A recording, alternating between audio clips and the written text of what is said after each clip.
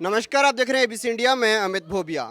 दोस्तों, आंदोलन और धरने इनकी शुरुआत तब होती है जब कार्यपालिका, न्यायपालिका और नेताओं के भाषणों से लोगों का भरोसा उठने लगे।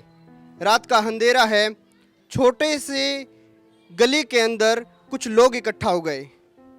लोग थोड़े हैं या ज़्यादा हैं इसका अंदाज़ा नहीं लगाना चाहिए, लेकिन इनकी इस बात को समझना चाहिए कि इनकी गली में एक टावर लग रहा है।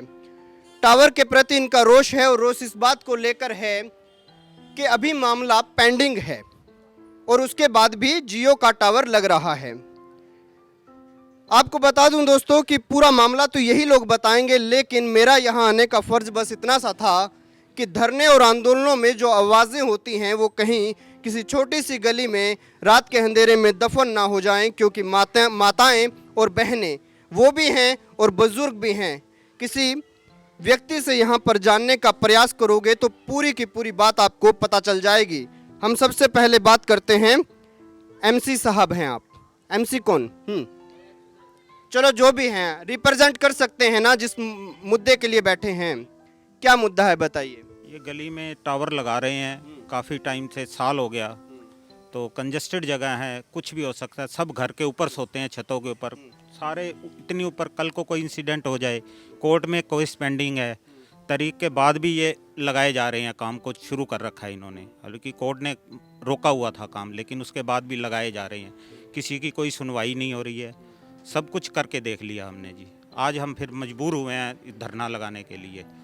अच्छा, यहाँ पर कुछ युवा भी हैं, पढ़ने लिखने वाले हैं। एक बात बताइए, कोई युवा ये बताएगा मुझे कि आपने कभी ये पढ़ा है कि जो कौवे का अंडा होता है उसकी सेल खत्म होने लग गई, ऊपर का जो उसका लेयर होता है वो खत्म हो जाता है। क्यों हो जाता है? क्योंकि टावर की रेंज हानिकारक होती है। ये रहने वाला इलाका है और यहाँ पर टावर लगाने का प्रस्ताव कैसे पास हो सकता है?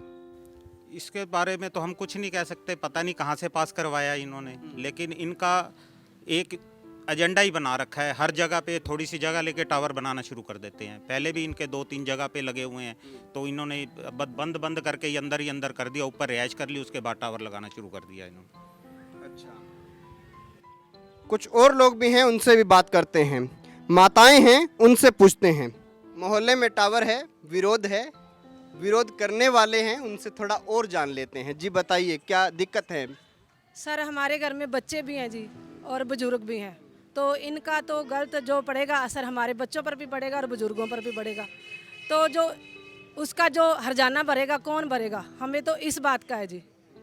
कल को बच्चों को कुछ होता है तो उनकी जिम्मेवारी कौन लेगा? अगर बुजुर्गों को कुछ होता है तो कौन जिम्मेवारी लेगा?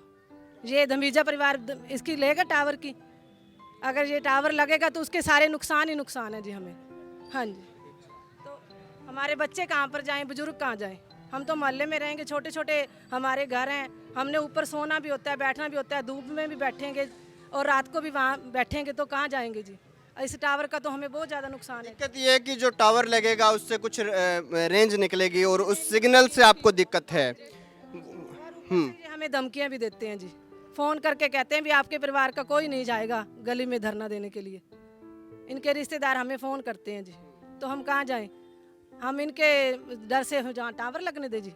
जैसे तो कोई मर्जी लगा लेगा सर, ये तो हम नहीं होने देंगे। खैर, मोहल्ले के कुछ लोग हैं, एक घर में टावर लग रहा है, वो तो यहाँ पर नहीं होंगे, लेकिन कुछ लोग हैं जो इसका विरोध कर रहे हैं और ऐसी व्यवस्थाएं हैं जिसमें प्रशासनिक अधिकारियों को ही संज्ञान लेना चाहिए। आपके कहने से और मेरे कहने से नहीं होगा, लेकिन हाँ, मीडिया का स्टूडेंट रहा हूँ, लंबे समय तक अध्ययन किया।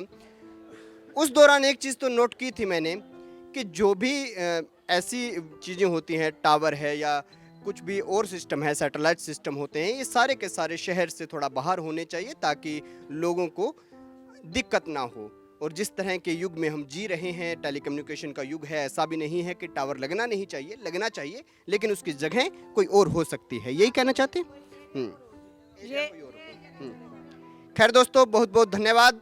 और मैंने आपको जो है मंडी डवाली के उस इलाके की समस्या बताई है, जैसे जो समस्याएं लगभग उभरती रहती हैं, हर इलाके में उभरती हैं और उनके बारे में ज़्यादा अध्ययन नहीं किया जाता, ज़्यादा विचार नहीं किया जाता, और इसी कारण ये समस्याएं जो है ये एक बार शुरू हो जाती हैं और उसके बाद दफन हो जाती हैं। कोई ये सवाल नहीं पूछता कि टावर की रेंज का क्या नुकसान है। और बच्चे आजकल पढ़ते लिखते हैं, बायोलॉजी के बहुत स्टूडेंट होंगे, और इनको भी थोड़ा ध्यान रखना चाहिए कि आप अवेयर कीजिए अपनी सोसाइटी को, ताकि आने वाली पीढ़ियां भी सवाल उठा सकें। खैर, बहुत बहुत धन्यवाद। देखते रहिए ABC इंडिया, आपकी आवाज़ आपका विश्वास।